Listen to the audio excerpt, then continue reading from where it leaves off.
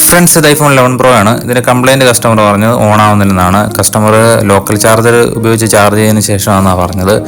Device നമുക്ക് നേരെ സേഫാക്കി open ചെയ്ത് മദർ ബോർഡ് ഡീറ്റെയിൽ ആയിട്ട് ചെക്ക് ചെയ്ത് നോക്കാം. ഇപ്പോൾ ഫുൾ ഷോട്ടാണ് കാണിക്കുന്നത് മദർ ബോർഡ്. ശേഷം മദർ ബോർഡ് സേഫായിട്ട് റിമൂവ് ചെയ്യുക. അപ്പോൾ മദർ ബോർഡ് റിമൂവ് ചെയ്യുമ്പോഴത്തേക്കും മദർ ബോർഡിന് ചുറ്റും ഒരുപാട് സ്ക്രൂ ഒക്കെ ഉണ്ട്. ആ സ്ക്രൂ ഒക്കെ ഓരോ അളവാണ് ഓരോന്നും. അതൊക്കെ സേഫാക്കിയിട്ട് തന്നെ റിമൂവ് ചെയ്യുക. അതുപോലെ സ്ട്രിപ്പൊക്കെ ഡിസ്കണക്ട് ചെയ്യുമ്പോഴത്തേക്കും വളരെ സേഫാക്കി ഡിസ്കണക്ട് ചെയ്യുക. ഡാമേജ് ഒന്നും വരാതെ തന്നെ സേഫാക്കി ഡിസ്കണക്ട് ചെയ്തെടുക്കുക.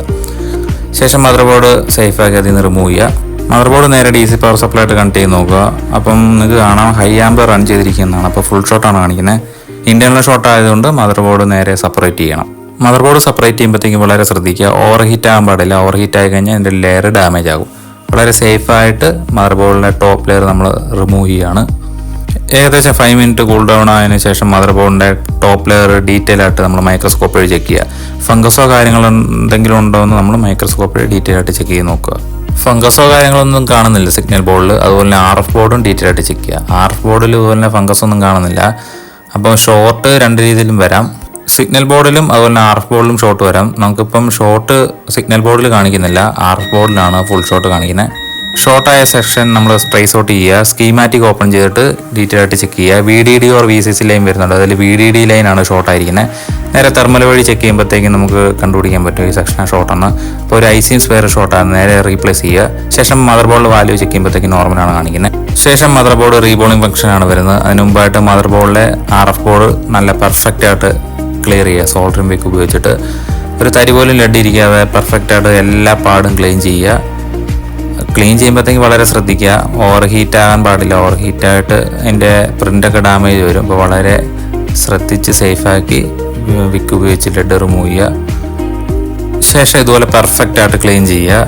ഇതുപോലെ ബഡ്സ് ഉപയോഗിച്ചിട്ട് തിന്നർ യൂസ് ചെയ്ത് നല്ല പെർഫെക്റ്റായിട്ട് അതിൻ്റെ ഓരോ ലെയർ പാട് വരുന്നുണ്ട്, അത് പെർഫെക്റ്റായിട്ട് ക്ലീൻ ചെയ്യുക. ബ്ലാക്ക് ഡോട്ട് തരികളൊക്കെ ഉണ്ട്, അത് പെർഫെക്റ്റായിട്ട് ക്ലീൻ ചെയ്തെടുക്കുക.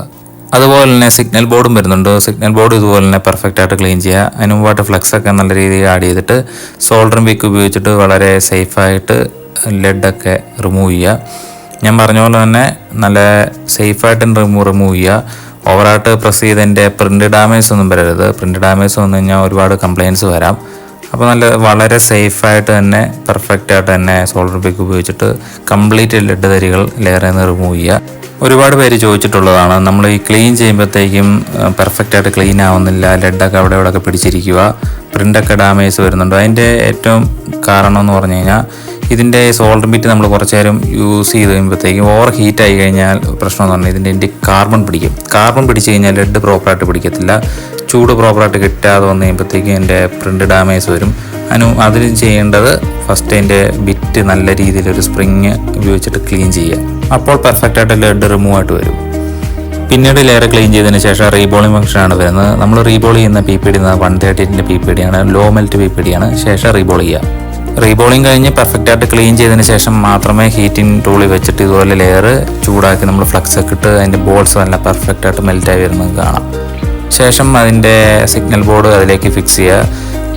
ലെയർ ഏകദേശം ചൂടായി കഴിയുമ്പോഴത്തേക്കും കുറച്ച് ഫ്ലക്സും കൂടെ ഇട്ട് കഴിയുമ്പോഴത്തേക്കും പെർഫെക്റ്റായിട്ട് അതിൻ്റെ ലെയർ ഫിക്സ് ആണെന്ന് നിങ്ങൾക്ക് കാണാം. ഏകദേശം ഒരു 5 മിനിറ്റ് എടുക്കും കൂൾ ഡൗൺ ആവാൻ. ശേഷം mother board DC power supply കൊടുത്ത് ടെസ്റ്റ് ചെയ്യുക. അപ്പോൾ നിങ്ങൾക്ക് കാണാം ആംബിയർ എടുക്കുന്നുണ്ട്, നല്ല രീതിയിൽ ആംബിയർ റൺ ആവുന്നുണ്ട്. ശേഷം മദർ ബോർഡിൽ വാല്യൂ വയ്ക്കുമ്പോഴത്തേക്കും നോർമലാണ് കാണിക്കുന്നത്.